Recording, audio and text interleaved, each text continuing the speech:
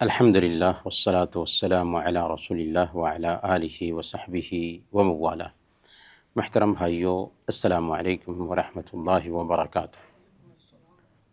فجر کے بعد کی یہ مجلس ہے اور ہم سورہ البقرہ کی تفسیر اس مجلس میں جانتے ہیں۔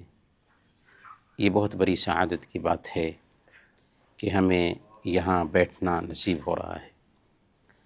آج ہم سورہ البقرہ کی آیت نمبر 120 سے 121 تک کی تفسیر جانیں گے۔ اللہ تعالیٰ فرماتا ہے: اعوذ باللہ من الشیطان الرجیم، بسم اللہ الرحمن الرحیم۔ وَلَن تَرْضَىٰ عَنْكَ الْيَهُودُ وَلَا النَّصَارَىٰ حَتَّىٰ تَتَّبِعَ مِلَّتَهُمْ قُلْ إِنَّ هُدَى اللَّهِ هُوَ الْهُدَىٰ وَلَئِنِ اتَّبَعْتَ أَهْوَاءَهُمْ بَعْدَ الَّذِي جَاءَكَ مِنَ الْعِلْمِ مَا لَكَ مِنَ اللَّهِ مِن وَلِيٍّ وَلَا نَصِيرٍ۔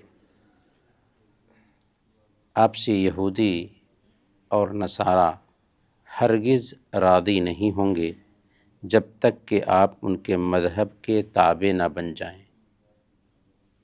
آپ کہہ دیجئے کہ اللہ کی ہدایت ہی ہدایت ہے، اور اگر آپ نے باوجود اپنے پاس علم آ جانے کے پھر ان کی خواہشوں کی پیروی کی تو آپ کے پاس تو اللہ کے پاس آپ کا نہ کوئی ولی ہوگا اور نہ ہی مددگار۔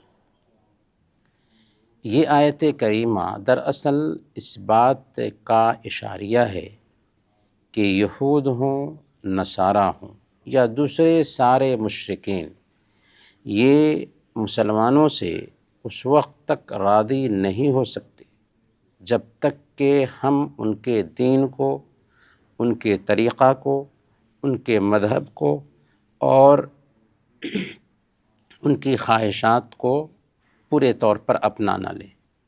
جب ہم ان کے دین کو اپنا لیں گے، ان کے طریقہ کو اپنا لیں گے، ان کے مذہب کو اپنا لیں گے تو اس سے وہ خوش ہو جائیں گے۔ یہی رویہ نصارہ کا بھی ہے، یہی رویہ یہودیوں کا بھی ہے، یہی رویہ دوسرے مشرکین کا بھی ہے، کیونکہ الکفر ملۃ واحدہ، کفر ایک جماعت ہوتی ہے، ایک گروہ ہوتا ہے۔ یہاں پر اللہ تعالیٰ نے وہی بات بتائی کہ وَلَن تَرْضَىٰ عَنْكَ الْيَهُودُ وَلَا النَّصَارَىٰ حَتَّىٰ تَتَّبِعَ مِلَّتَهُمْ کہ آپ سے یہودی اور نصارہ اس وقت تک راضی نہیں ہو سکتے جب تک کہ آپ ان کے دین کو، ان کی شریعت کو، ان کی خواہشات کو، ان کے بنائے ہوئے طریقوں کو نہ اپنا لیں۔ قُلْ إِنَّ هُدَى اللَّهِ وَالْهُدَىٰ، آپ فرما دیجئے کہ اصل ہدایت جو ہے نا اللہ کی ہدایت ہے۔ ان کے پاس جو چیزیں ہیں وہ یا تو اصلی چیزیں تھیں جو منسوخ ہو چکی ہیں، یا ان کی بنائی ہوئی باتیں ہیں۔ اگر آپ ان باتوں کو فالو کریں گے تو آپ گمراہ ہو جائیں گے۔ وَلَئِنِ اتَّبَعْتَ أَهْوَاءَهُمْ بَعْدَ الَّذِي جَاءَكَ مِنَ الْعِلْمِ، اگر آپ نے ان کی خواہشات کی پیروی کی، اگر آپ نے ان کے طریقے کو اپنایا۔ خطاب نبی پاک صلی اللہ علیہ وسلم سے ہے، لیکن اس کے ذریعہ ساری امت کو قیامت کے دن تک جو لوگ بھی آنے والے ہیں سب کو یہ تنبیہ کی جا رہی ہے کہ وَلَئِنِ اتَّبَعْتَ أَهْوَاءَهُمْ، اگر آپ نے ان کی خواہشات کی پیروی کی جبکہ آپ کے پاس دلیل آ چکی ہے، جبکہ آپ کے پاس واضح نشانیاں آ چکی ہیں، علم آ چکا ہے، تو کیا ہوگا؟ مَا لَكَ مِنَ اللَّهِ مِن وَلِيٍّ وَلَا نَصِيرٍ، کہ نہ تو اللہ کی طرف سے کوئی حمایتی ہوگا اور نہ ہی مددگار ہوگا۔ گویا کہ یہ آیت کریمہ اس بات کا اشاریہ ہے کہ آج جس مذہب پر اسلام کے علاوہ دوسرے مذاہب کے ماننے والے ہیں وہ سارے مذاہب باطل ہیں۔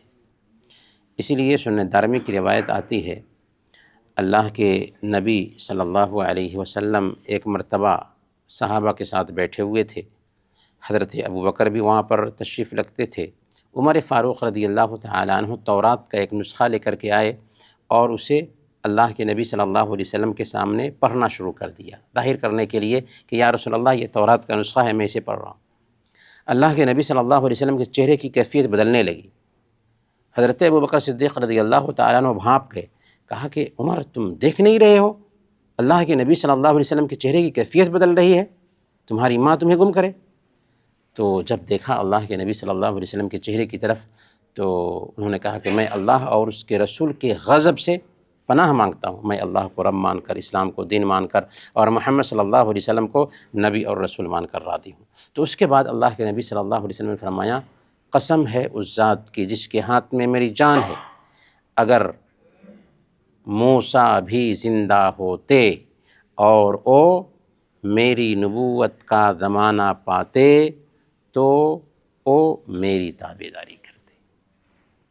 دوسری روایت میں ہے، لو کان موسیٰ حیا ما وسعہ الا اتباعی، اگر موسیٰ علیہ السلام بھی زندہ ہوتے تو ان کو میری تابعداری کے علاوہ اور کوئی چارہ کار نہ ہوتا۔ کیوں؟ اس لیے کہ اللہ تعالیٰ نے شروع میں الگ الگ نبیوں کو بھیجا، کیونکہ ایک ملک کا دوسرے ملک سے تعلق نہیں تھا، دوسری زبانوں کو سیکھنے کا چلن نہیں تھا، آمد و رفت کے ذرائع بھی میسر نہیں تھے، اسی لیے اتنے سارے انبیاء الگ الگ آئے۔ لیکن جب ایک ملک کا دوسرے ملک سے تعلق ہو گیا، دوسری زبانوں کو سیکھنے کا چلن عام ہو گیا اور آمد و رفت کے ذرائع بھی میسر ہو گئے، تو اللہ تعالیٰ نے الگ الگ نبیوں کو بھیجنے کا سلسلہ ختم کیا اور ساری انسانیت کے لیے مکہ کی دھرتی پر پیارے نبی صلی اللہ علیہ وسلم کو نبی بنا کر کے بھیجا، ان کے اوپر قرآن اتارا، آپ ساری انسانیت کے لیے آئے، وما ارسلناک الا رحمۃ للعالمین، ہم نے آپ کو ساری انسانیت کے لیے رحمت بنا کر بھیجا ہے، اور قرآن ساری انسانیت کے لیے اترنے والی کتاب ہے، ان هو الا ذکر للعالمین، کہ یہ نصیحت ہے ساری دنیا والوں کے لیے۔ تو اب اس کے بعد کسی انسان کے لیے جائز نہیں ہے کہ اسلام کے علاوہ اور کہیں ہدایت تلاش کرے۔ اسی لیے اللہ فرماتا ہے، وَمَن يَبْتَغِ غَيْرَ الْإِسْلَامِ دِينًا فَلَن يُقْبَلَ مِنْهُ وَهُوَ فِي الْآخِرَةِ مِنَ الْخَاسِرِينَ، جو کوئی اسلام کے علاوہ کسی اور دین کی کھوج کرے گا اللہ تعالیٰ اس سے قبول نہیں کرے گا اور وہ آخرت میں گھاٹا اٹھانے والوں میں سے ہوگا۔ اور صحیح مسلم کی روایت ہے، اللہ کے نبی صلی اللہ علیہ وسلم بیان فرماتے ہیں، وَالَّذِي نَفْسِي بِيَدِهِ لَا يَسْمَعُ بِي أَحَدٌ مِّنْ هَٰذِهِ الْأُمَّةِ يَهُودِيٌّ وَلَا نَصْرَانِيٌّ ثُمَّ يَمُوتُ وَلَمْ يُؤْمِنْ بِالَّذِي أُرْسِلْتُ بِهِ إِلَّا كَانَ مِنْ أَصْحَابِ النَّارِ۔ قسم ہے اس ذات کی جس کے ہاتھ میں میری جان ہے، جو کوئی بھی اس امت کا، چاہے وہ یہودی ہو یا عیسائی ہو، میرے پیغام کے بارے میں سنتا ہے اور مجھ پر ایمان لائے بغیر مر جاتا ہے، وہ کہاں جائے گا؟ جہنم میں جائے گا۔ چاہے ایک انسان ذاتی طور پر کتنا بھی اچھا کام کیوں نہ کیا، لیکن اس کی اچھائی اس کو جنت میں نہیں لے جا سکتی جب تک کہ وہ ایمان نہ لائے پیارے نبی صلی اللہ علیہ وسلم پر۔ ہاں، دنیا میں اگر ویلفیئر کا کام کیا تھا تو دنیا میں اس کو اس کا بدلہ مل جائے گا، لیکن آخرت میں اس کا کچھ بھی بدلہ ملنے والا نہیں ہے۔ آگے اللہ تعالیٰ فرماتا ہے، الذین آتیناہم الکتاب یتلونہ حق تلاوتہ اولئک یؤمنون بہ ومن یکفر بہ فاولئک هم الخاسرون۔ جنہیں ہم نے کتاب دی اور وہ اسے پڑھنے کے حق کے ساتھ پڑھتے ہیں، وہ اس کتاب پر ایمان بھی رکھتے ہیں، اور جو اس کے ساتھ کفر کرے وہ نقصان والا ہے۔ اللہ تعالیٰ نے اس آیت کریمہ سے اہل کتاب کے کچھ لوگوں کو چھانٹ کر الگ کیا کہ سارے اہل کتاب کے لوگ غلط نہیں ہیں، ان میں سے کچھ لوگ ایسے بھی ہیں جنہوں نے اسلام قبول کیا، جیسے حضرت عبداللہ بن سلام رضی اللہ تعالیٰ عنہ یہودی عالم تھے۔ اللہ کے نبی صلی اللہ علیہ وسلم مکہ سے ہجرت کر کے مدینہ جاتے ہیں تو حضرت عبداللہ بن سلام رضی اللہ تعالیٰ عنہ اللہ کے نبی صلی اللہ علیہ وسلم کے پاس جاتے ہیں۔ وہ تورات کے جانکار تھے، عالم تھے یہودیوں کے، انہوں نے 3 سوالات کیا، جواب بھی پایا اللہ کے نبی صلی اللہ علیہ وسلم سے۔ اب دیکھا کہ یہ جواب تو کوئی نبی ہی دے سکتا ہے، فوراً اسلام قبول کر لیا۔ تو اللہ تعالیٰ ایسے ہی لوگوں کے بارے میں کہتا ہے کہ جن لوگوں کو ہم نے کتاب دیا ہے ان میں سے کچھ لوگ ایسے ہیں جو اس کتاب کی تلاوت کرتے ہیں جو اس کا حق ہے، اس کتاب کو مانتے ہیں، اپنی کتاب میں جو بشارتیں ہیں ان کو دیکھ کر کے اس کتاب کو اپنا رہے ہیں، اس نبی کو فالو کر رہے ہیں، کیونکہ تورات میں اور انجیل میں بھی اللہ کے نبی صلی اللہ علیہ وسلم کے آنے کی بشارتیں پائی جاتی ہیں۔ تو گویا کہ یہ وہ لوگ ہیں کہ جو اس کتاب پر ایمان رکھتے ہیں، اس کی صحیح تلاوت کرتے ہیں، تو وہ واقعی ایمان والے ہیں اور ان کو دوہرا اجر بھی ملے گا۔ اللہ تعالیٰ نے فرمایا وَمَن يَكْفُرْ بِهِ فَأُولَٰئِكَ هُمُ الْخَاسِرُونَ، اور جو کوئی بھی اس کا انکار کرے، اس رسالت کا انکار کرے، اس کتاب کا انکار کرے، اس نبی کا انکار کرے، وہ گھاٹا اٹھانے والے ہیں۔ دنیا میں بھی گھاٹا اٹھائیں گے اور مرنے کے بعد تو گھاٹا اٹھانے والے ہی ہیں، کیونکہ جو انسان شریعت کو فالو کرتا ہے دنیا میں سکون کی زندگی پاتا ہے اور آخرت میں نجات پائے گا۔ جو آدمی شریعت سے منہ موڑتا ہے دنیا میں ٹینشن کی زندگی گزارتا ہے، اگرچہ وہ ارب پتی اور کھرب پتی ہو، اور مرنے کے بعد ہمیشہ ہمیش کی جہنم میں جائے گا۔ تو بہت بڑی سعادت کی بات ہے کہ اللہ تعالی ہمیں اس ایمان پر قائم رکھے، اور اس سے بھی بڑی سعادت کی بات ہے کہ اللہ تعالی ہمیں ایسی مجلسوں میں بیٹھنے کی توفیق عطا فرمائے۔ اللہ تعالیٰ سے دعا ہے کہ اللہ تعالیٰ ہم سب کو دین پر قائم رکھے اور کتاب و سنت کے مطابق زندگی گزارنے کی توفیق عطا فرمائے۔ آمین۔ وصلی اللہ علی نبینا محمد وعلی آلہ وصحبہ اجمعین۔